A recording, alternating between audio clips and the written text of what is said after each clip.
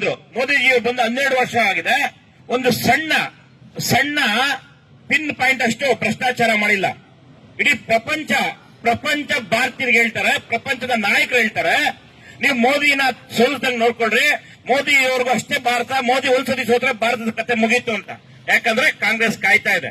ಕಾಂಗ್ರೆಸ್ಗೆ ಫಂಡಿಂಗ್ ಮಾಡುವಂತ ದೇಶ ವಿರೋಧಿಗಳು ಭಾರತ ದೇಶದಲ್ಲಿದ್ದಾರೆ, ಭಾರತದ ಹೊರಗೋಗ್ತಾರೆ. ಇವರು ಹೇಳ್ತಾರೆ ಅದಾನಿನ ಮೋದಿ ಕೊಂಡ್ಕೊಂಡ್ರಂತೆ. ನಿನ್ನೆ ಬರ್ತಾರೆ ಅದಾನಿ ಡಿ ಕೆ ಶಿವಕುಮಾರ್ ಮನೆಗೆ. ಒಬ್ಬ ರಾಹುಲ್ ಗಾಂಧಿ ಕೇಳಕ್ ಹೋದ್ರೆ ರಾಹುಲ್ ಗಾಂಧಿ ವಾಪಸ್ ಹೊಡೋಗ್ತಾರೆ. ಯಾರೊಬ್ಬ ಕಿವಿಯಲ್ಲಿ ಹೇಳ್ಕೊಟ್ಟಿದ್ ಮಾತಾಡಂತ ಒಬ್ಬ ಪಪ್ಪು ಇವತ್ತು ಮೋದಿ ಬಗ್ಗೆ ಭ್ರಷ್ಟಾಚಾರದ ಬಗ್ಗೆ ನಮ್ಗೆ ಹೇಳ್ತಾರೆ. ಅವ್ರದೇ ಸರ್ಕಾರ ಇದೆ, ಒಂದು ನೀಟ್ ಅಲ್ಲಿ ಪ್ರಶ್ನೆ ಪತ್ರಿಕೆ ಸೋರಿಕೆ ಆಗ್ತದೆ, ಅದು ಯಾರೋ ಒಬ್ಬ ವ್ಯಕ್ತಿ ಮಾಡಿದ್ದು. ಆಯ್ತು, ಹೋರಾಟ ಮಾಡಿದ್ರು ಸಿನ್ಸಿಗಳು. ಅದನ್ನ ಗಮನದಲ್ಲಿಟ್ಕೊಂಡು ನಮ್ಮ ಸ್ನೇಹಿತ ಹೇಳ್ತಾ ಇದ್ರು, ಇಡೀ ದೇಶಕ್ಕೆ ಒಳ್ಳೆ ಎಜುಕೇಶನ್ ಸಿಸ್ಟಮ್ ತಂದವರು ಪ್ರಧಾನವರು. ಅಂತವ್ರು ಏನ್ ಮಾಡ್ತಾರೆ, ಹೋರಾಟಕ್ಕೆ ನಾವು ಮನೆ ಬೇಕಪ್ಪ ಅಂದ್ಬಿಟ್ಟು ರಾಜೀನಾಮೆ ಕೊಡ್ತಾರೆ. ಭ್ರಷ್ಟಾಚಾರ ಮಾಡಿ ಇಂದಿನ ಸಿಎಂ ನೀವು ಕರೆಕ್ಟ್ ಮಾಡೋದಂದ್ಬಿಟ್ಟು ಅವ್ರನ್ನ ರಾಜೀನಾಮೆ ತಗೊಂತಾರೆ, ಮತ್ತೆ ಜೈಲ್ಗೆ ಹೋಗಿ ಬರ್ತಾರೆ. ಆ ಆಫೀಸರ್ ಒಬ್ಬರು ಚಂದ್ರಶೇಖರ್ ಅವರು ನೇಣು ಹಾಕೊಂಡು ಸಾಯ್ತಾರೆ, ಲೆಟರ್ ಬರೀತಾರೆ ಇವ್ರ ಹೆಸರಲ್ಲಿ. ಇದಕ್ಕಿಂತ ಇನ್ನೇನು ಉದಾಹರಣೆ ಬೇಕು? ಅದಕ್ಕಿಂತ ಮಿಗಿಲಾಗಿ ತೆಲಂಗಾಣದ 106 ಫೇಕ್ ಅಕೌಂಟ್ಗಳಿಗೆ ವರ್ಗಾವಣೆ ಆಗಿರೋದು ದಾಖಲಾತಿಗೆ ಸಿಕ್ಕಿದೆ. ಬಾರ್ ಅಕೌಂಟ್ಗೆ ಹೋಗಿರೋದು ದಾಖಲಾತಿಗೆ ಸಿಕ್ಕಿದೆ, ಮತ್ತೆ ಜಿಯೋ ಶಾಪ್ಗೆ ಹೋಗಿರೋಂತ ದಾಖಲಾತಿಗೆ ಸಿಕ್ಕಿದೆ. ನಿಮ್ಮ ಇಂದಿನ ಸಿಎಂ ಹೌದು, ಅದು 187 ಕೋಟಿ ಅಲ್ಲ, ಕೇವಲ 87 ಕೋಟಿ, ಅದಕ್ಕೆ ನಾವು ರಾಜೀನಾಮೆ ತಗೊಂತಾ ಇದೀರಿ ಅಂತ ಹೇಳ್ತಾರೆ. ನಿಮ್ಮದೇ ಆದಂತ ಒಂದು SIT ನೀವು ಸೃಷ್ಟಿ ಮಾಡಿಕೊಂಡು ಅದ್ರಲ್ಲಿ ಕ್ಲೀನ್ ಚಿಟ್ ಕೊಟ್ರೆ ಇವ್ರ ನ್ಯಾಯಾಲಯದಲ್ಲಿದೆ. ಮತ್ತೆ ಇವಾಗ ನಮ್ಗೆ ರಾಜ್ಯಪಾಲರಿಗೆ ಸಿಬಿಐ ಲೆಟರ್ ಕಳಿಸಿದ್ರೆ ಇವರಿಗೆ ತನಿಖೆ ಮಾಡಕ್ಕೆ ಅನುಮತಿ ಕೊಡಬೇಕಂತ. ಇಷ್ಟಿದ್ದು ಕೂಡ ಈಗ ನಾವು ಹೋರಾಟ ಮಾಡೋದನ್ನ ನೋಡ್ಬಿಟ್ಟು ನೀವು ಭ್ರಷ್ಟ ಸಚಿವರನ್ನ ಡಿಪೆಂಡ್ ಮಾಡ್ಕೊಳಕ್ಕೆ ನೀವು ಬಂದು DC ಆಫೀಸ್ ಮುಂದೆ ಹೋರಾಟ ಕೊಟ್ಕೊಂತ ಇದೀರ ಅಂದ್ರೆ ನೀವು ಭ್ರಷ್ಟಾಚಾರ ಮಾಡ್ತಾ ಇದ್ರ ಇಲ್ಲ, ಭ್ರಷ್ಟಾಚಾರದಲ್ಲಿ ನಿಮ್ ಪಾಲಿದೆ ಇಲ್ಲ. ನೀವಿಂತಷ್ಟು ಕಪ್ಪ ಹೈಕಮಾಂಡ್ ಕೊಡಬೇಕು. ಯಾಕಂದ್ರೆ 23 ಸ್ಟೇಟ್ಗಳಲ್ಲಿ ಬಿಜೆಪಿ NDA ಪಕ್ಷ ಆಳ್ತಲ್ಲಿದೆ. ಇರೋದೇ 2-3 ಅಷ್ಟೇ. ನೀವು ಅದರಲ್ಲಿ ATM ಕಾರ್ಡ್ ಮಾಡ್ಕೊಂಡಿದ್ರಿ. ಮೂಲ ATM ಕರ್ನಾಟಕ. ಕಾಂಗ್ರೆಸ್ ಹೈಕಮಾಂಡ್ಗೆ ಮೂಲ ATM ಕರ್ನಾಟಕ ಇವತ್ತು ಸಾಬೀತಾಗಿದೆ.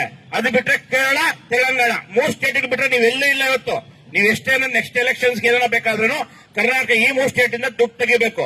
ಅದಕ್ಕೆ ರಾಹುಲ್ ಗಾಂಧಿ ಕರ್ನಾಟಕದ ಹೋಗಿ ನೀವು ಸೆಷನ್ ಅಲ್ಲಿ ಕುತ್ಕೊಂಡು ಮಾತಾಡ್ತೀಯ. ನಿಮ್ಮದು ಏನಾಗಿದೆ ಕಾಂಗ್ರೆಸ್ ಕರ್ನಾಟಕದಲ್ಲಿ? ಇದ್ರ ಬಗ್ಗೆ ಕ್ವಶನ್ ಮಾಡಿದ್ರೆ ಆನ್ಸರ್ ಮಾಡಕ್ಕೆ ತಾಕತ್ತಿಲ್ಲ ನಿಮ್ಗೆ. ನಿಮ್ಮ DK ಶಿವಕುಮಾರ್ ಡಿಪೆಂಡ್ ಮಾಡ್ಕೊಂತ ಇದ್ರಿ. ನಿನ್ನೆ ಅದಾನಿ ಬಂದೋದ್ಮೇಲೆ ಅದಕ್ಕೆ ಕ್ವಶನ್ ಇಲ್ಲ. ಆ ಕಾರಣಕ್ಕೆ ಇವತ್ತು ಎಲ್ಲಾ ಕ್ಷೇತ್ರದಲ್ಲಿ ಇವತ್ತು ಕೋಲಾರದಿಂದ ಹಿಡಿದು ಏನು ನಮ್ಮ ನಾರ್ತ್ ಕರ್ನಾಟಕದಿಂದ ಕೋಲಾರ ಗಡಿ ಭಾಗ ಮುಳಬಾಗಿಲದವರೆಗೂ ನಿಮ್ಗೆ ಇಂತಷ್ಟು ಕೊಟ್ರೆ, ಮತ್ತೆ ಇನ್ನೊಂದು ನಿಮ್ಮ DK ಶಿವಕುಮಾರ್ ಏನಾಗಿದೆ, ಪಟ್ಟಿ ಬಂದ್ಬಿಟ್ಟಿದೆ, ಹಣೆ ಪಟ್ಟಿ. DK ಟ್ಯಾಕ್ಸ್ ಅಂತ, ಏನದು DK ಟ್ಯಾಕ್ಸ್ ಅಂತ 100 rupees ಫಾರ್ ಸ್ಕ್ವೇರ್ ಫೀಟ್ ಬೆಂಗಳೂರಲ್ಲಿ ಅವ್ರಿಗೆ ಹೋಗ್ಲೇಬೇಕು. ಯಾರಿಗೆ? DK ಶಿವಕುಮಾರ್ಗೆ. ಪಾಪ ಅವ್ರು ಹೇಳ್ತಾ ಇದ್ರು ಅಧಿಕಾರಿ, ಯಾರು ಲಂಚ ತಗೊಂಡ್ಬಿಡ್ರಿ, ಏನ್ ಬರೋದೇನು ನನಗೆ ಬರಬೇಕು, ಅಧಿಕಾರಿಗಳು ಯಾಕೆ ತಗೊಂತೀರಿ ಅಂತ. ಪಾಪ ಅಧಿಕಾರಿಗಳ ಮೇಲೆ ನೀವು ಹೇಳಿದಾಗ್ತದೆ. ಅಧಿಕಾರಿಗಳು ಎಲ್ಲಾ ರೀತಿಯಲ್ಲಿ ಒಳ್ಳೆಯವರಿದ್ರೆ ಕೆಟ್ಟವರಿದ್ರೆ ನೀವು ಫಸ್ಟ್ ನಿಮ್ಮ ಕೈ ಹಸ್ತನ ಸ್ವಚ್ಛ ಮಾಡಿಕೊಂಡು ಬೇರೆಯವ್ರಿಗೆ ಹೇಳಿದ್ರೆ ಒಳ್ಳೇದು.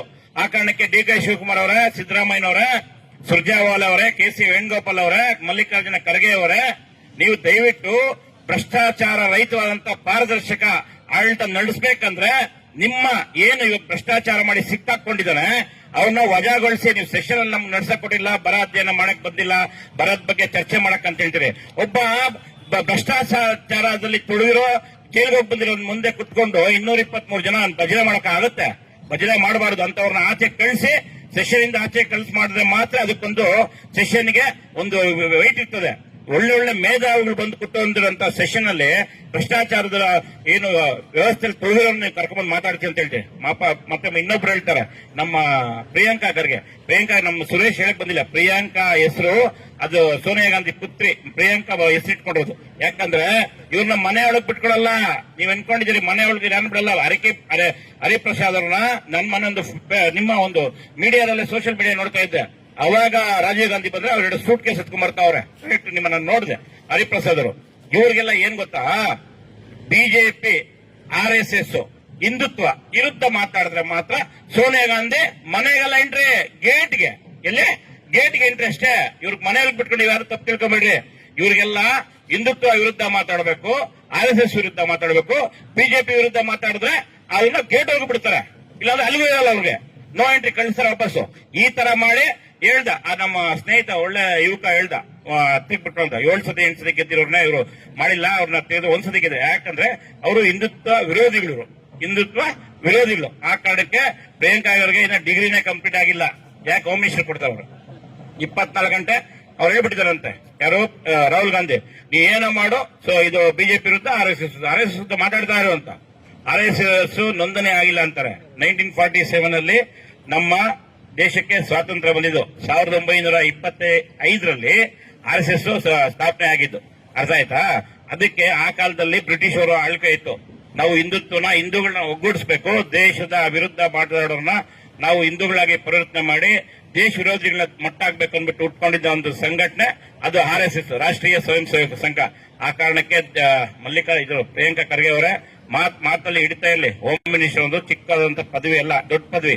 ಎಲ್ಲರಿಗೂ ಕಾನೂನು ರೀತಿಯಲ್ಲಿ ಸಮಾನ ಅವಕಾಶ ಕೊಡಬೇಕು, ರಕ್ಷಣೆ ಕೊಡಬೇಕು. ಅದು ಬಿಟ್ಬಿಟ್ಟು ನೀವು RSS ಬಗ್ಗೆ ಮಾತಾಡೋದಂದ್ರೆ ಈಗಾಗಲೇ ನಿಮ್ಗೆ ಎಲ್ಲಾ ರೀತಿ ಗೊತ್ತಾಗಿದೆ. RSS ನಿಮ್ಮ ನೆಹರು ಕೂಡ ನಮ್ಮ RSS ಜಾಗದಲ್ಲಿ ಬಂದು ಓಡಾಡ್ಕೊಂಡು ಹೋಗಿದ್ದಾರೆ. ನಿಮ್ಮ ತಾಯಿ, ನಿಮ್ಮ ಯಾರು ರಾಹುಲ್ ಗಾಂಧಿ ಅವರ ಅಜ್ಜಿ ಇಂದಿರಾ ಗಾಂಧಿ ಇದು ಏನು ಎಮರ್ಜೆನ್ಸಿ ಏರಿದಾಗ ಇದನ್ನ ನಿರ್ಮೂಲನೆ ಮಾಡಬೇಕು, ಇದನ್ನ ನಿಲ್ಲಿಸಬೇಕಂತ ಹೋದ್ರೆಲ್ಲ ನಿರ್ಣಯ ಆಗ್ಬಿಟ್ರು. ಇವತ್ತು 101 ವರ್ಷ ಆದ್ರೆ ಕೂಡ RSS ಇಡೀ ಪ್ರಪಂಚದಲ್ಲಿ RSS ಭದ್ರವಾಗಿ ನಮ್ಮಂತ ಇಲ್ಲಿರೋ ಕೂತಿರೋ 90% RSS ಸ್ವಯಂ ಸೇವಕರಿದ್ದಾರೆ. ಆ ಕಾರಣಕ್ಕೆ ನೀವು RSS ಅಂದ್ರೆ ದಿವಸ ಶಾಖೆಗೆ ಹೋಗ್ಬರಲ್ಲ. ನಾವೆಲ್ಲ ಬೆಳಿಗ್ಗೆ ಶಾಖೆ ಹೋಗ್ಬಿಟ್ಟು ಇಲ್ಲಿ ಕೂತಿರೋ ಪ್ರತಿಯೊಬ್ಬರು RSS ಸ್ವಯಂ ಸೇವಕನೇ.